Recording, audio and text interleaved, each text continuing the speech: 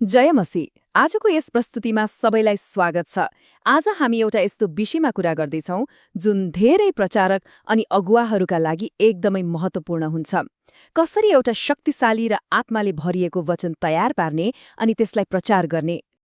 हो, यो प्रश्न सायद धेरैको मनमा आउँछ होला, होइन त? परमेश्वरको वचन बाँड्ने जिम्मेवारी साँच्चै नै ठूलो छ। कहिलेकाहीँ त यसले अलिकति दबाव पनि महसुस गराउँछ।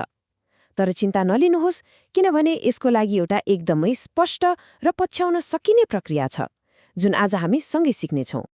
ल, यो पुरै यात्रालाई सजिलो बनाउनको लागि हामीले यसलाई 4वटा मुख्य भागमा बाँडेका छौं। पहिलो, हामी जग बसाल्नेछौं, जुन हो प्रार्थना र बाइबलको पद। दोस्रो, हामी सन्देशको संरचना बनाउनेछौं। तेस्रो, हामी प्रस्तुति अर्थात् कसरी हृदय छुने गरी बोल्ने भन्नेमा ध्यान दिनेछौं। अनि चौथो र अन्तिममा हामी हाम्रो भूमिकालाई बुझ्नेछौं, नम्रता र साहसको त्यो सुन्दर सन्तुलन। ल है त, सुरु गरौँ हाम्रो पहिलो र सायद सबैभन्दा महत्त्वपूर्ण चरणबाट आधार। एउटा कुरा के याद राखौँ भने प्रभावकारी प्रचारको सुरुवात कागजमा केही लेख्नुभन्दा धेरै अघि नै सुरु हुन्छ। सबैभन्दा पहिले त यो कुरालाई मनमा राखौँ, वचन प्रचार गर्नु भनेको स्टेजमा गएर केही प्रदर्शन गर्नु वा आफ्नो ज्ञान देखाउनु पटक्कै होइन। यो त पवित्र आत्मासँगको एउटा गहिरो सहकार्य हो। हेर्नुस् न, पावलले 1 कोरिन्थी 2:4 यो कुरालाई कति सुन्दर तरिकाले भनेका छन्। मेरो सन्देश बुद्धिपूर्ण शब्दमा थिएन, तर पवित्र आत्माको शक्तिमा थियो। यसको मतलब के हो त? यसको मतलब हो प्रचारमा साँचो शक्ति हाम्रो पढाइ वा हाम्रो बोल्ने कलाबाट आउँदैन, त्यो त सिधै परमेश्वरको आत्माबाट आउँछ। त्यसैले आफ्नै बुद्धिमा कहिल्यै भर नपरौँ। त्यसो भए यसलाई व्यवहारमा कसरी उतार्ने त? पहिलो कदम हो प्रार्थनामा अगुवाई माग्नु। परमेश्वरलाई सोधौं, हे प्रभु, तपाईँ आफ्नो मानिसहरूलाई के भन्न चाहनुहुन्छ? जब हामी उहाँको आवाज सुन्छौं, तब आउँछ दोस्रो कदम, एउटा मुख्य बाइबल खण्ड छान्ने। याद राखौं है, धेरै पदहरू एकैपटक मिसाउँदा सन्देश अल्मलिन सक्छ। एउटा स्पष्ट खण्डले नै स्पष्ट र शक्तिशाली सन्देश दिन्छ। अब हाम्रो आत्मिक जग त तयार भयो। अब पालो आउँछ त्यो ईश्वरीय सन्देशलाई एउटा स्पष्ट र बुझिने संरचनामा ढाल्ने, भनौँ न, घर बनाउने। हामीले छानेको खण्डलाई गहिरिएर अध्ययन गरौँ र त्यसको मुख्य सत्य के हो त्यो पत्ता लगाऊ। आफैलाई केही प्रश्नहरू सोधौं। के यो खण्डले येशू ख्रिस्टलाई केन्द्रमा राख्छ? अनि यो सन्देशले आजको मण्डलीको जीवनमा कसरी अर्थ राख्छ? जब हामी विश्वासीहरूको वास्तविक जीवनलाई छुन्छौं, तब मात्र हाम्रो सन्देश साँच्चै प्रभावकारी बन्छ। अब सन्देशलाई मिलाउने एउटा एकदमै चलेको र सजिलो तरिका हो 3 बुँदे संरचना। यसलाई यसरी बुझौं, सुरुमा कुनै रोचक प्रश्न वा सानो कथाबाट श्रोताको ध्यान खिच्ने। त्यसपछि मुख्य भागमा छानेको खण्डलाई उदाहरणहरू दिँदै र जीवनमा कसरी लागू गर्ने भन्दै व्याख्या गर्ने। र अन्त्यमा पुरै सन्देशलाई छोटोमा सारांशित गर्ने र मानिसहरूलाई त्यस अनुसार चल्नको लागि एउटा स्पष्ट आह्वान दिने। ल, सन्देशको खाका त तयार भयो, तर कागजमा लेखिएको कुरा र मानिसको हृदयमा पुग्ने कुरामा धेरै फरक छ, होइन र? अब हाम्रो ध्यान जानकारी दिनु मात्र होइन, तर जीवनमा साँचो परिवर्तन ल्याउनु हो।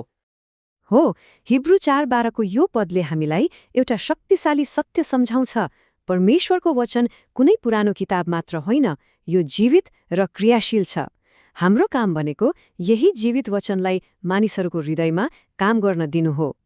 दिमागको लागि प्रचार गर्नु र हृदयको लागि प्रचार गर्नुमा आकाश पातालको फरक छ। दिमागले जानकारी र तथ्यहरू लिन्छ, तर हृदयले चाहिँ रूपान्तरण र सम्बन्ध महसुस गर्छ। सफल वचनको मापन त्यसले कति ज्ञान दियो भन्नेमा होइन, तर त्यसले कस्तो आत्मिक परिवर्तन ल्यायो भन्नेमा हुन्छ। अब वचन दिँदा हामी केही सामान्य गल्तीहरूबाट जोगिनु एकदमै जरुरी छ। हँसाउनै पर्छ भनेर जबरजस्ती ठट्ठाहरू नगर्नुहोस्, आफ्ना कथाहरूलाई बढाइ चढाइ नगर्नुहोस्, सत्यमा रहनुहोस्। बुदाहरूलाई सरल राख्नुहोस् ताकि सबैले बुझ्न सकुन्। दोष देखाएर अन्त्य नगर्नुहोस्, बरु आशा दिएर गर्नुहोस्। र सबैभन्दा महत्त्वपूर्ण कुरा, हामी कहिल्यै कथाको नायक होइनौँ, नायक सधैँ येशू हुनुहुन्छ। अनि हो, अभ्यास यो तयारीको एकदमै महत्त्वपूर्ण पाटो हो। आफ्नो वचनलाई एक्लै ठूलो स्वरमा अभ्यास गर्नुहोस्। यसले बोल्ने गति मिलाउन र कुराहरू स्पष्ट पार्न धेरै मद्दत गर्छ। जब हामी राम्ररी तयार हुन्छौं, तब पवित्र आत्माले हामीलाई अझै स्वतन्त्र रूपमा चलाउन सक्नुहुन्छ। ल, अब हामी हाम्रो अन्तिम तर उत्तिकै महत्त्वपूर्ण खण्डमा आइपुगेका छौं। यहाँ हामी प्रचारकको आफ्नो भूमिका, उसको मनस्थिति कस्तो हुनुपर्छ भन्ने बारेमा कुरा गर्नेछौं। यो एउटा यस्तो सत्य हो जसले हामीलाई स्वतन्त्र बनाउँछ। मानिसको हृदय परिवर्तन गर्ने काम हाम्रो होइन, यो पवित्र आत्माको काम हो। जब हामी यो कुरा साँच्चै बुझ्छौं, तब हामी माथिबाट राम्रो गर्नै पर्छ भन्ने अनावश्यक दबाव हट्छ र हामी परमेश्वरमाथि पूर्ण रूपमा निर्भर हुन सिक्छौं। कुनै पनि प्रभावकारी वचनको पछाडि एउटा होइन, दुईटा होइन, तर 3वटा मुख्य पात्रको भूमिका हुन्छ। ती 3 पात्रहरू हुन्, पहिलो पवित्र आत्मा, जो वचनको साँचो शक्ति हुनुहुन्छ। दोस्रो प्रचारक, जो केवल परमेश्वरले प्रयोग गर्नुहुने एउटा भाँडो वा माध्यम हो। र तेस्रो श्रोता, जसले खुला हृदयले वचन ग्रहण गर्छन्। यो एउटा टिम वर्क जस्तै हो, जहाँ 3वटैको सक्रिय सहभागिता चाहिन्छ। त्यसैले प्रचारकको भूमिका भनेको साहस र नम्रता बीचको एउटा सुन्दर सन्तुलन हो। हामीलाई परमेश्वरको सत्यलाई निर्धक्कसँग घोषणा गर्ने साहस चाहिन्छ, तर साथसाथै हामी केवल उहाँको सेवक हौं भन्ने नम्रता पनि चाहिन्छ। अन्तमा यर्मियाको यो शक्तिशाली अनुभवलाई मनमा राखौं।